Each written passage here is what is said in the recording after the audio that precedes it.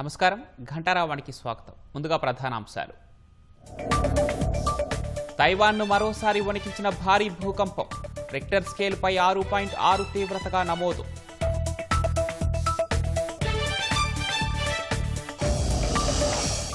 శాంతి చర్చలు జరుగుతుండగానే ఉక్రెయిన్పై దాడికి దిగిన రష్యా. పుతిన్ మనస్తత్వాన్ని తెలియచెప్పిందన్న జెలెన్స్కీ.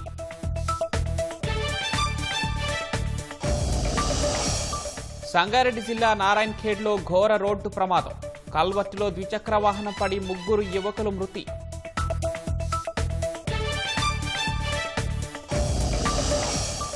అసెంబ్లీలో నదీ జలాల వాటాలపై బీఆర్ఎస్ వాదన తిప్పికొట్టేలా కసరత్తు. సమాచారం సిద్ధం చేస్తున్న అధికారులు. నేడు సీఎం సమీక్ష. హైదరాబాద్లో చివరి అంకానికి చేరుకున్న బుక్ ఫెయిర్. సాహిత్య ప్రియులతో సందడిగా సాగుతోన్న పుస్తక ప్రదర్శన.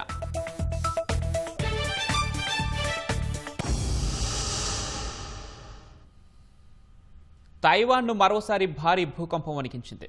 రాత్రివేళ రాజధాని తైపీ సహా పలు ప్రాంతాల్లో పెద్ద ఎత్తున ప్రకంపనలు సంభవించాయి. రిక్టర్ స్కేలుపై వీటి తీవ్రత 6.6గా నమోదైనట్లు యుఎస్ జియోలాజికల్ సర్వే తెలిపింది.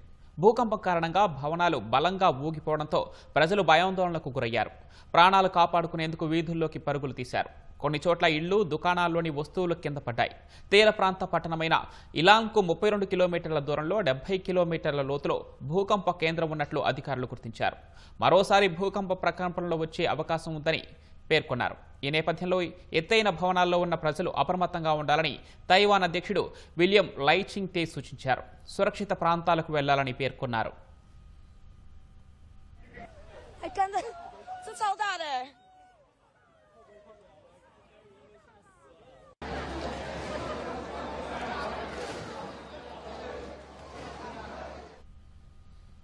ఉక్రెయిన్ యుద్ధం ముగించేందుకు ఓవైపు జోరుగా ప్రయత్నాలు సాగుతున్నా రష్యా మాత్రం తన దాడులను ఆపడం లేదు.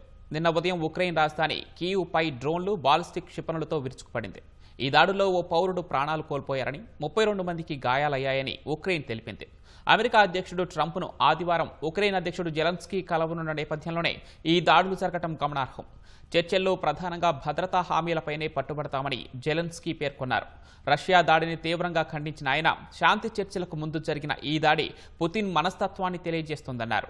దాడిలో మొత్తం 500 డ్రోన్లు, 40 క్షిపణులను రష్యా ప్రయోగించిందని తెలిపారు. తాము ఉక్రెయిన్ ఇంధన, మిలిటరీ సదుపాయాలే లక్ష్యంగా దాడులు చేపట్టామని రష్యా రక్షణ మంత్రిత్వ శాఖ వెల్లడించింది. ఉక్రెయిన్ తమ దేశంలోని జనావాసాలపై చేసిన దాడులకిది ప్రతీకారమని తెలిపింది.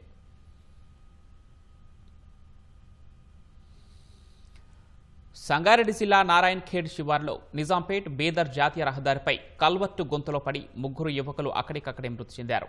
కొత్తగా నిర్మిస్తున్న హైవేపై కల్వర్టు కోసం తవ్విన గుంతలో ద్విచక్ర వాహనంపై వెళ్తున్న యువకులు ప్రమాదవశాత్తు పడి దుర్మరణం పాలయ్యారు.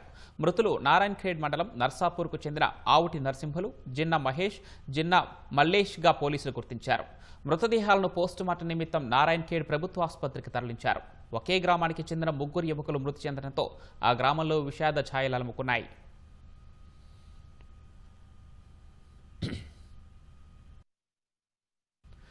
నదీ జలాలు, సాగునీటి ప్రాజెక్టుల విషయంలో అసెంబ్లీ వేదికగా వాదనను ధీటుగా వినిపించేందుకు రాష్ట్ర ప్రభుత్వం సిద్ధమవుతోంది. రేపటి నుంచి ప్రారంభం కానున్న శాసనసభ సమావేశాల కోసం ప్రభుత్వం పూర్తి స్థాయిలో సన్నద్ధమవుతోంది. కృష్ణా, గోదావరి జలాలు, పాలమూరు, రంగారెడ్డి ఎత్తిపోతల విషయంలో బీఆర్ఎస్ వాదనను బలంగా తిప్పికొట్టడం సహా సభా వేదికగా ప్రజలకు అన్ని విషయాలు వివరించేలా నీటిపారుదల శాఖ సమాచారాన్ని సిద్ధం చేస్తోంది. సంబంధిత అంశాలపై ముఖ్యమంత్రి రేవంత్ రెడ్డి నేడు సమీక్ష నిర్వహించనున్నారు. రేపటి నుంచి ప్రారంభం కానున్న శాసనసభ సమావేశాల్లో సాగునీటి సంబంధిత అంశాలు ప్రధానంగా చర్చకు రానున్నాయి. కృష్ణా నీటి కేటాయింపులు, పంపకాలు, ప్రాజెక్టుల పనులు, ఆంధ్రప్రదేశ్ నీటి వినియోగంపై విస్తృతంగా చర్చ జరగనున్నట్లు తెలుస్తోంది. ప్రత్యేకించి పాలమూరు, రంగారెడ్డి ఎత్తిపోతల ప్రాజెక్టు కేంద్రంగా సభలో వాడివేడిగా చర్చ జరిగే పరిస్థితి కనిపిస్తోంది. ప్రాజెక్టును నిర్లక్ష్యం చేయడం సహా 45 టీఎంసీలకు అనుమతి ఇవ్వాలంటూ లేఖ రాయడాన్ని తప్పుపడుతూ ఉద్యమ కార్యాచరణకు బీఆర్ఎస్ సిద్ధమైంది. పాలమూరు, రంగారెడ్డి ఎత్తిపోతలతో పాటు నదీ జలాల అంశంపై అసెంబ్లీ వేదికగా పూర్తిస్థాయిలో చర్చకు సిద్ధమని రాష్ట్ర ప్రభుత్వం ప్రకటించింది. ప్రభుత్వంపై విమర్శలు చేస్తున్న కేసీఆర్ సభకు రావాలని, అన్ని అంశాలపై లోతుగా చర్చ చేద్దామని ఇప్పటికే ముఖ్యమంత్రి రేవంత్ రెడ్డి ఆహ్వానించారు. శాసనసభ వేదికగా కేంద్ర రాష్ట్ర ప్రభుత్వాల వైఖరిని ఎండగడదామని, అన్యాయాన్ని వివరిద్దామని మాజీ మంత్రులతో నిర్వహించిన సమావేశంలో కేసీఆర్ వ్యాఖ్యానించారు. ఈ పరిస్థితుల్లో సోమవారం నుంచి జరగనున్న శాసనసభ సమావేశాలు ఉత్కంఠ రేపుతున్నాయి. అసెంబ్లీలో ప్రధాన ప్రతిపక్షాన్ని ధీటుగా ఎదుర్కొనేందుకు ప్రభుత్వం కసరత్తు చేస్తోంది. తగిన సమాధానం ఇవ్వడంతో పాటు బీఆర్ఎస్ ఆరోపణలు తిప్పికొట్టేందుకు సన్నద్ధమవుతోంది. ఇందులో భాగంగా నీటిపారుదల శాఖ ఉన్నతాధికారులు, ఇంజనీర్లు అవసరమైన సమాచారం, వివరాలు సిద్ధం చేస్తున్నారు. అన్ని అంశాలను క్రోడీకరిస్తూ నివేదికలు సిద్ధం చేస్తున్నారు. బీఆర్ఎస్ హయాంలో పరిస్థితి, ప్రస్తుత కాంగ్రెస్ హయాంలో పరిస్థితిపై సంపూర్ణ గణాంకాలతో నివేదికలు రూపొందిస్తున్నారు. పాలమూరు రంగారెడ్డి ఎత్తిపోతల డీపీఆర్ వెనక్కి రావడం, అనంతర పరిణామాలపై ప్రత్యేకంగా దృష్టి సారించారు. నదీ జలాల కేటాయింపులు, ఏపీతో అనుసరించిన వైఖరి, ప్రాజెక్టుల పనులు, అనుమతులు వంటి అన్ని అంశాలకు సంబంధించి పూర్తి సమాచారాన్ని సిద్ధం చేస్తున్నారు. బీఆర్ఎస్ హయాంలో జరిగిన పొరపాట్లు, లోపాలపై సర్కార్ ఎక్కువగా దృష్టి సారించింది.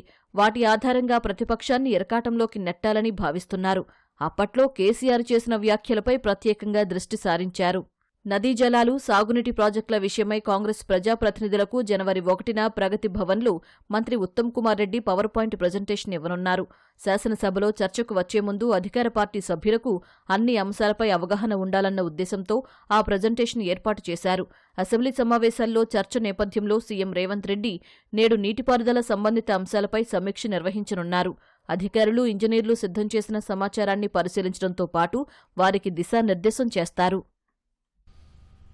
12,30,000 ఎకరాల ఆయకట్టుకి సాగునీరు అందించే లక్ష్యంతో చేపట్టిన పాలమూరు రంగారెడ్డి ఎత్తిపోతల పథకానికి రాష్ట్ర ప్రభుత్వం భారీగానే ఖర్చు చేయాల్సి ఉంటుందని అధికారులు భావిస్తున్నారు. పంప్ హౌస్లు, రిజర్వాయర్లు ఓ కొలిక్కి వచ్చిన ప్రధాన పనుల్లో ఇంకా కొన్ని పెండింగ్లో ఉన్నాయి. ఇప్పటికైనా ప్రభుత్వం పనులు వేగవంతం చేస్తేనే నిర్దేశిత లక్ష్యాన్ని చేరుకోగలమని నీటిపారుదల శాఖ పేర్కొంది.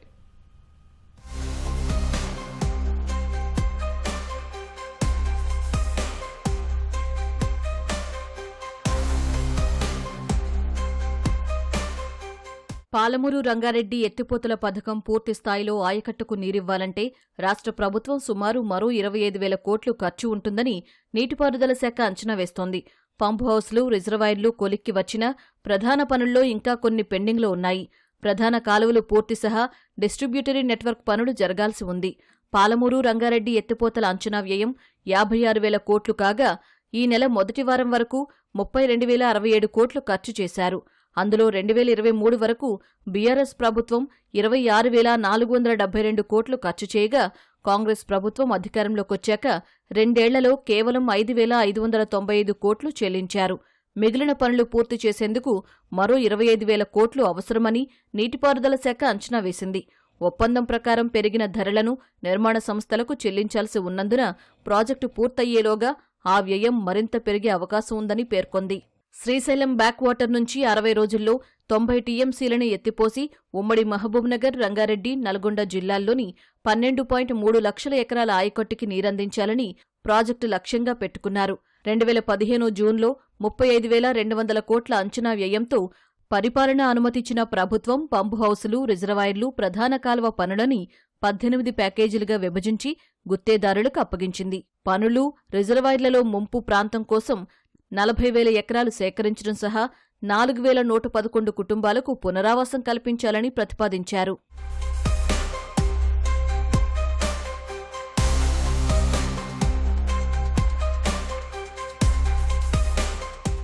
శ్రీశైలం నుంచి నార్లాపూర్ రిజర్వాయర్కు నీటిని మళ్లించేందుకు అప్రోచ్ ఛానల్, పంప్ హౌస్లు, రిజర్వాయర్ల నిర్మాణం కొలిక్కి వచ్చాయి. నార్లాపూర్ నుంచి ఏదులకు నీటిని మళ్లించే కాలువ పని ఇంకా పూర్తి కాలేదు. ఇదే ప్రధాన అడ్డంకిగా ఉంది. ఇప్పటికే అనేకసార్లు గడువు పొడిగించగా డిసెంబర్ నాటికి పని పూర్తి చేస్తామని చెప్పినా ఇంకా సమయం పట్టే అవకాశం ఉందని సంబంధిత వర్గాలు తెలిపాయి. నార్లాపూర్ పంప్ హౌస్లో 9 పంపులు, మోటార్లు అమర్చాల్సి ఉండగా 4ంటికి ట్రయల్ రన్ చేశారు. మిగిలిన 3 పంప్ హౌస్లలో ఒకదాంట్లో 5, మరో దానిలో 3 పంపులు అమర్చారు. 4వ పంప్ హౌస్లో 2 అమర్చడం దాదాపు పూర్తయింది. నార్లాపూర్, ఏదుల మధ్య కాలువ పని పూర్తయితేనే శ్రీశైలం నుంచి నీటిని మళ్లించడానికి అవకాశం ఉంటుందని, తాగునీటి అవసరాలకి వినియోగించుకోవచ్చని అధికార వర్గాలు తెలిపాయి. నిధుల విడుదలలో జాప్యం వల్ల పనులు ఆశించిన స్థాయిలో జరగడం లేదు. అన్ని పంప్ హౌస్లలో పూర్తి స్థాయిలో మోటార్లు, పంపులు అమర్చేందుకు మరో 2 ఏళ్లు పట్టే అవకాశం ఉందని ఇంజనీరింగ్ వర్గాలు పేర్కొన్నాయి. 2023 డిసెంబర్లో కాంగ్రెస్ ప్రభుత్వం బాధ్యతలు చేపట్టే నాటికి ఈ ప్రాజెక్టుపై 26,472 కోట్లు ఖర్చు చేశారు. ప్రధాన పనుల్లో కొన్ని ఓ దశకు రాగా 2023 సెప్టెంబర్లో అప్పటి భారస ప్రభుత్వం ప్రాజెక్టుకు ప్రారంభోత్సవం చేసింది. కానీ దిగువన పనులు పెండింగ్లో ఉండడంతో పథకం కార్యరూపం దాల్చలేదు. ఇప్పటికైనా మిగిలిన పనులు అంచనా వేసి నిర్ణీత వ్యవధిలోగా పూర్తి చేసేలా గుత్తేదారులపై ఒత్తిడి తేవడం, గడువు పొడిగించినా పనులు చేయని వారిపై చర్యలు తీసుకోవాలని ఇంజనీరింగ్ వర్గాలు సూచిస్తున్నాయి. అవసరమైన నిధులను పూర్తిస్థాయిలో అందుబాటులో ఉంచితేనే పాలమూరు రంగారెడ్డి ఎత్తిపోతల పథకం ప్రయోజనాలు రైతులకు అందుతాయని అభిప్రాయపడుతున్నాయి. రాష్ట్రంలో ఆర్థిక పరిస్థితి అస్తవ్యస్తంగా ఉన్న ప్రజా సంక్షేమానికి పెద్దపీట వేస్తున్నామని ఉప ముఖ్యమంత్రి భట్టి విక్రమార్క అన్నారు. ప్రతి పైసా పేదోడికి ఖర్చు పెట్టాలన్నదే ఇందిరమ్మ ప్రభుత్వ ఉద్దేశమని చెప్పుకొచ్చారు. ఖమ్మం జిల్లా నేలకొండపల్లి మండలం అనంతనగర్లో విద్యుత్ సబ్స్టేషన్ రెవెన్యూ శాఖ మంత్రి పొంగులేటి శ్రీనివాసరెడ్డితో కలిసి ఆయన ప్రారంభించారు. పోరాడి సాధించుకున్న తెలంగాణలో అభివృద్ధి కొందరికే పరిమితమైందని మంత్రి పొంగులేటి విమర్శించారు. గ్రామ పంచాయతీ ఎన్నికల్లో 75%తో మద్దతుగా నిలిచినందుకు కృతజ్ఞతలు తెలిపారు. కార్యక్రమానికి హాజరైన మంత్రులకు కార్యకర్తలు ఘనస్వాగతం పలికారు. ఇరువురు నేతలు పలువురు లబ్ధిదారులకు కళ్యాణలక్ష్మి చెక్కులను పంపిణీ చేశారు. ప్రతి కుటుంబాలు ఏదో ఒక పథకం తీసుకొచ్చి ఆ కుటుంబం ఇబ్బంది పడకుండా రాష్ట్రంలో ఉన్న ఆర్థిక వసతుల్లోనే ఏదో ఒక పథకం చేసి అందరికీ అందించి ఇది మన ప్రభుత్వం మన కోసం పనిచేస్తుందనేటువంటి నమ్మకం కలిగించాం. కాబట్టే ఈరోజు ఈ రాష్ట్ర వ్యాప్తంగా మొన్న జరిగినటువంటి స్థానిక సంస్థల ఎన్నికల్లో దాదాపు 65 నుంచి 70% ఈ రాష్ట్రంలో కాంగ్రెస్ పార్టీని ప్రభుత్వాన్ని ఆశీర్వదించి పెద్ద ఎత్తున సర్పంచులు గెలిపించారు. మీ అందరికి కూడా నా హృదయపూర్వక 2 సంవత్సరాల నుంచి నిరంతరం పేదవాడికి అండదండలుగా ఉంటూ పేదవాడికి భరోసా ఇస్తూ ఇచ్చిన ప్రతి హామీని రాష్ట్ర ఆర్థిక పరిస్థితి సహకరించకపోయినా ప్రతి కార్యక్రమానికి పేదవాడి ముఖంలో చిరునవ్వు చిందించడం కోసం ఎంత కష్టం వచ్చినా, ఎన్ని ఇబ్బందులు వచ్చినా, ఎన్ని ఒడదొడుగులు వచ్చినా ఇచ్చిన ప్రతి మాటని పేదవాడికి అందిస్తూనే సుమారు 75% సర్పంచుల్ని మీ దీవెనలతో ఈ ప్రభుత్వానికి పూర్తి మద్దతు ఇచ్చినందుకు కృతజ్ఞతలు తెలియజేస్తున్నాం. రైతుల విషయంలో బీఆర్ఎస్ రాజకీయం చేయవద్దని వ్యవసాయ రైతు సంక్షేమ కమిషన్ చైర్మన్ ఎం కోదండరెడ్డి అన్నారు. గత బీఆర్ఎస్ ప్రభుత్వ హయాంలో రంగారెడ్డి జిల్లాలో 19,300 ఎకరాల భూమి రైతుల నుంచి సేకరించి ఫార్మాసిటీ ఏర్పాటు చేయాలన్న ప్రతిపాదన వస్తే కలెక్టర్ను కలిసి ప్రజాభిప్రాయ సేకరణ చేయాలని కోరినట్లు తెలిపారు. అయినా నెల రోజుల పాటు ప్రజాభిప్రాయ సేకరణ జరపకుండా ఆపేశారన్నారు. కానీ కాంగ్రెస్ ప్రభుత్వం 1 ఎకరా విస్తీర్ణ భూమికి 35 లక్షల చొప్పున పరిహారం, 20 లక్షలు ఇళ్ల స్థలం రైతులకు కల్పిస్తుందన్నారు. హైదరాబాద్ ఫార్మాసిటీ ప్రాంతంలో అభివృద్ధిని అడ్డుకుంటూ ప్రతిపక్ష నేతలు ప్రభుత్వంపై అబాండాలు వేయటం మానుకోవాలని సూచించారు. ఇక్కడ రేవంత్ రెడ్డి గారి ప్రభుత్వం అధికారానికి వచ్చిన తర్వాత 35 లక్షల రూపాయలు ఎకరానికి, అంతేకాకుండా ఇంకొక 20 లక్షల రూపాయల ఖరీదైన ఆస్తి కూడా, ఒక ప్లాట్ కూడా దానికి తోడుగా ఇవ్వడానికి రేవంత్ రెడ్డి గారి ప్రభుత్వం ఆదేశాలు ఇచ్చింది. అమలు కూడా జరుగుతాం. మీరు ఏ విధంగానైతే రైతులను అరెస్టు చేసి బలవంత పెట్టి కోర్టులకు వెళ్లి రైతాంగాన్ని ఇబ్బంది పెట్టి బినామీల పేర్ల మీద డబ్బులన్నీ ఇష్టం వచ్చినట్టుగా పంచిపెట్టి ఈ రోజు మీరు మాట్లాడుతున్న మాటలు, ఈ మధ్య కాలంలో బీఆర్ఎస్ నాయకులు ఫార్మాసిటీ మాట ఎత్తుతున్నారు. ఏమంటున్నారు మీరు? ఆ ఫార్మాసిటీ ప్రాంతంలో కాంగ్రెస్ ప్రభుత్వం రియల్ ఎస్టేట్ వ్యాపారం చేసుకోవడానికి ప్రయత్నం చేస్తుంది అనే అభియోగం చేస్తున్నారు. మణిపాల్ ఇన్స్టిట్యూట్ ఆఫ్ టెక్నాలజీ పూర్వ విద్యార్థుల సమ్మేళనం హైదరాబాద్లో ఘనంగా జరిగింది. తెలుగు రాష్ట్రాలకు చెందిన పూర్వ విద్యార్థులు హాజరై గత స్మృతులను నెమరవేసుకున్నారు. ఆంధ్రప్రదేశ్, తెలంగాణ, ఒడిశా రాష్ట్రాల ఆదాయపు పన్ను ప్రిన్సిపల్ చీఫ్ కమిషనర్ ఎంఐటి పూర్వ విద్యార్థి మోరంపూడి అనిల్ కుమార్ ఈ సమ్మేళనంలో పాల్గొన్నారు. అనిల్ కుమార్కు స్నేహితులు, సీనియర్లు సాదర స్వాగతం పలకడంతో పాటు ఘనంగా సన్మానించారు. కాలేజీ పాత స్నేహితులతో పాటు సీనియర్స్ని కలవటం పట్ల ఆదాయపు పన్ను principal chief commissioner Anil Kumar ఆనందం వ్యక్తం చేశారు. చాలా ఆనందకరమైన విషయం. 83-87లో మణిపాల్ ఇన్స్టిట్యూట్ ఆఫ్ టెక్నాలజీలో నేను ఇంజనీరింగ్ కంప్లీట్ చేశాను. I've reached good position as principal chief commissioner of income tax Andhra Pradesh and Telangana. ఇంతమంది నా పాత కాలేజ్ ఫ్రెండ్స్ని, సీనియర్స్ని కలవటం నాకు చాలా ఆనందంగా ఉంది, చాలా సంతోషంగా ఉంది.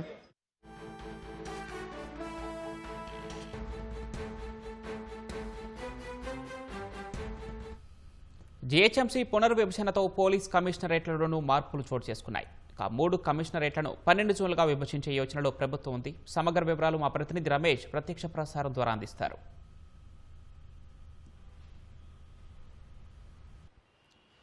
జీహెచ్ఎంసీ పునర్విభజన నేపథ్యంలో కూడా ఇటు జనాభా కానీ తర్వాత నగర విస్తరణ జరుగుతున్న నేపథ్యంలో మొత్తం 3 పోలీస్ కమిషనరేట్ పరిధిలోకి సంబంధించి కూడా జోన్లను మార్చాలనే ఆలోచనలో కూడా ప్రభుత్వం ఉన్నట్లు తెలిసింది. మొత్తం ఇటు హైదరాబాద్లో 6 జోన్లు, తర్వాత సైబరాబాద్లో 3 జోన్లు, తర్వాత రాచకొండకు సంబంధించి కూడా 3 జోన్లతో పాటు తర్వాత మరొక కమిషనరేట్ కూడా తెచ్చే ఆలోచనలో కూడా ప్రభుత్వం యోచిస్తున్నట్టు తెలిసింది. అయితే ఇప్పటికే ప్రభుత్వం ప్రతిష్టాత్మకంగా తీసుకున్న ఏదైతే ఫ్యూచర్ సిటీ ఉందో వాటిని ఫ్యూచర్ సిటీకి సంబంధించి కూడా ఒక కమిషనరేట్ని తీసుకొచ్చే ఆలోచనలో కూడా ప్రభుత్వం ఉన్నట్టు తెలుస్తుంది. ఇప్పటికే నగరంలో వివిధ పోలీస్ స్టేషన్లు కానీ వివిధ జోన్లకు సంబంధించిన కొత్త పోలీస్ స్టేషన్లు గతంలో వచ్చిన సంగతి తెలిసింది. అయితే తాజాగా మరొకసారి అంటే పోలీసులు పటిష్టమైన భద్రత కానీ శాంతి భద్రతలకు సంబంధించి కూడా ఎలాంటి విఘాతం కలగకుండా కూడా తగు జాగ్రత్తలు తీసుకునేందుకు కూడా ఈ విభజనలకు సంబంధించి చాలా కీలకంగా కావచ్చు అని చెప్పి కూడా పోలీసు ఉన్నతాధికారులు అయితే భావిస్తున్నట్టు తెలుస్తుంది. నిన్న డీజీపీతో కూడా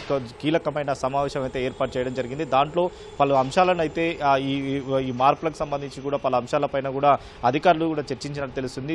తుదిగా ఇటు ప్రభుత్వం సంబంధించి కూడా తుది నివేదిక పంపించిన తర్వాత అసెంబ్లీలో కానీ తర్వాత సీఎం రేవంత్ రెడ్డికి సంబంధించి కూడా ఆమోదం తెలిపిన తర్వాత ఈ విభజనలకు సంబంధించి కూడా అమలుకు వచ్చే అవకాశం ఉంది. మొత్తం ఇప్పుడు 12 జోన్లుగా ఇప్పుడున్న 3 కమిషనరేట్లకు సంబంధించి కూడా మొత్తం 12 జోన్లుగా విభజించాలన్న ఆలోచనతో కూడా ప్రస్తుతం అయితే ఉన్నారు. అయితే ఎంతో కీలకమైన శంషాబాద్ ఎయిర్పోర్టు కానీ తర్వాత రాజేందర్కి సంబంధించి కూడా ప్రస్తుతం సైబరాబాద్లో పరిధిలో ఉంటున్నాయి. అవి రెండు కూడా ఇటు హైదరాబాద్ పరిధిలో కలిపి తర్వాత వాటిని సంబంధించి కూడా పటిష్టమైన భద్రతను కూడా ఏర్పరిచే దిశగా కూడా అధికారులు ఆలోచన చేయడం జరిగింది. మరొక పక్క ఇటు మాదాపూర్ కానీ తర్వాత కుక్కడపల్లి సంబంధించి కూడా ఇవన్నీ కలుపుతూ కూడా ఒక జోన్గా ఏర్పాటు చేయాలని చెప్పి కూడా అధికారులు అయితే భావిస్తున్నట్టు కూడా తెలుస్తుంది. దీనికి సంబంధించి కూడా ఇంకా తుదిగా మార్పులకు సంబంధించి కూడా ఇంకా కీలకమైన సమాచారం అయితే అధికారులు అయితే ఇంకా సేకరిస్తున్నారు. మార్పులకు సంబంధించి కూడా ఎక్కడ ఎలాంటి ఇబ్బంది లేకుండా పరిమితికి సంబంధించి కూడా భౌగోళికంగా కానీ తర్వాత జనాభా విస్తరణ కారణంగా మాత్రమే ఈ మార్పులు చేర్పులు చేసే విధంగా కూడా ఉన్నతాధికారులు అయితే ప్రస్తుతం ఆలోచించినట్టు తెలుస్తుంది. దీనికి సంబంధించి కూడా ఇటు శివారు ప్రాంతాలను కూడా కలుపుతూ కూడా ఎక్కడ ఎలాంటి ఇబ్బంది లేకుండా పటిష్టమైన భద్రతకు సంబంధించి కూడా ఏర్పాటు చేసే విధంగా చూస్తున్నారు. ప్రస్తుతం హైదరాబాద్ కమిషనరేట్ పరిధిలో చూసుకున్నట్లయితే చార్మినార్ జోను, గోల్కొండ జోను, తర్వాత Khairatabad zone, Rajendranagar zone, Secunderabad zone, Shamshabad జోనుగా చూస్తూ మొత్తం 6 జోన్లను కూడా కలుపుతూ కూడా ఈ హైదరాబాద్ కమిషనరేట్ కలపాలనే ఆలోచనలో ఉన్నట్టు తెలిసింది. అయితే ఐటీ హబ్గా ఉన్న సైబరాబాద్కి సంబంధించి కూడా భారీగా మార్పులు చేసే ఆలోచనలో కూడా ఇటు ఉన్నతాధికారులు ఉన్నట్టు తెలిసింది. దాంట్లో షేర్లింగపల్లి జోన్ను తర్వాత కుక్కడపల్లి జోన్ను అంటే ఇందాక చెప్పినట్టు మాదాపూర్ జోన్తో కలిపి కుక్కడపల్లి జోన్ కూడా ప్రత్యేకంగా ఏర్పాటు చేయడం జరిగింది. కొత్తగా కుత్బుల్లాపూర్ జోన్లను చేయాలనే ఆలోచనలో కూడా అధికారులు ఉన్నట్టు తెలిసింది. ఇప్పటికే రాచకొండ కమిషనరేట్ సంబంధించి కూడా ఇటు ఎల్బీ నగర్ తర్వాత మల్కాజ్గిరి ఉప్పల్ జోన్లు ప్రస్తుతం ఈ కమిషనరేట్లో ఉన్నాయి. తర్వాత ఈ కమిషనరేట్లకు సంబంధించితో పాటు మరికొన్ని ఉన్న మహేశ్వరం కానీ తర్వాత రాజేంద్ర నగర్ ఇటు మహేశ్వరం కానీ తర్వాత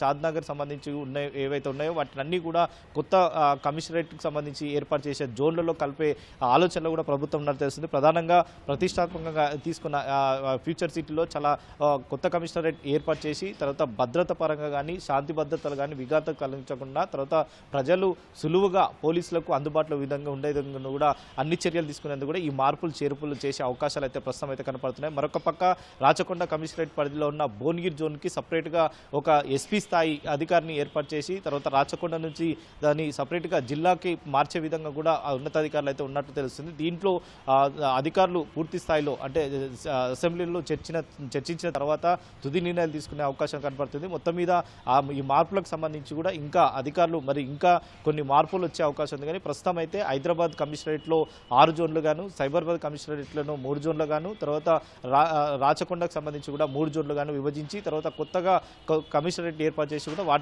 వాటికి అనుసంధానం చేసి కూడా పూర్తి స్థాయిలో శాంతి భద్రతలను పటిష్టంగా చేసే విధంగా కూడా చర్యలు తీసుకునేందుకు కూడా సిద్ధంగా ఉండవచ్చు అని చెప్పి కూడా ఉన్నతాధికారులు అయితే ప్రస్తుతం ఆలోచిస్తున్నట్లు కూడా తెలుస్తుంది. Vote studio. భద్రాచలంలో ఈ ఏడాది ఏరు ఉత్సవాల కోసం కలెక్టర్ జితేష్ వి పాటిల్ ఏర్పాట్లు చేస్తున్నారు.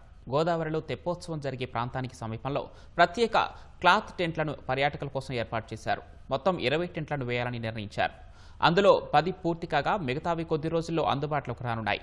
కొన్ని టెంట్లలో 2, మరికొన్నింట్లో 4 ఉండే అవకాశం ఉంది. సెల్ఫీ పాయింట్లు, ఫైర్ క్యాంపు, బోట్ షికార్ వంటివి ప్రత్యేకంగా సిద్ధం చేస్తున్నారు. విద్యుత్ కోసం సౌర పలకలను వాడుతున్నారు. ఉత్సవాల అనంతరం భక్తులు బస చేసేలాగా ఏర్పాట్లు చేస్తున్నారు. కర్ణాటకలో ఓ ప్రభుత్వ పాఠశాలకు చెందిన విద్యార్థులు బెంగళూరు విహారయాత్రకు విమానంలో వెళ్లారు. పాఠశాల ప్రధానోపాధ్యాయుడు బీరప్ప సొంత ఖర్చుతో వారిని విమానంలో తీసుకెళ్లారు. అత్యధిక మార్కులు సాధించిన విద్యార్థులను బెంగళూరు విహారయాత్రకు ఎంపిక చేశారు. బళ్ళారిలోని జిందాల్ విమానాశ్రయం నుంచి 24 మంది విద్యార్థులు, ఉపాధ్యాయులు, మధ్యాహ్న భోజన సిబ్బంది సహా మొత్తం 40 మంది బెంగళూరు విహారయాత్రకు వెళ్లారు. 2 రోజుల యాత్రలో భాగంగా బెంగళూరులోని అనేక పర్యాటక ప్రదేశాలు, అధ్యయన కేంద్రాలను సందర్శించారు. గత నెలలో శివమొగ్గ తాలూకా లింగాపూర్ గ్రామ పాఠశాలకు చెందిన ఉపాధ్యాయులు అత్యధిక మార్కులు సాధించిన 10 మంది విద్యార్థులు వారి తల్లిదండ్రులను విమానంలో తీసుకువెళ్లారు.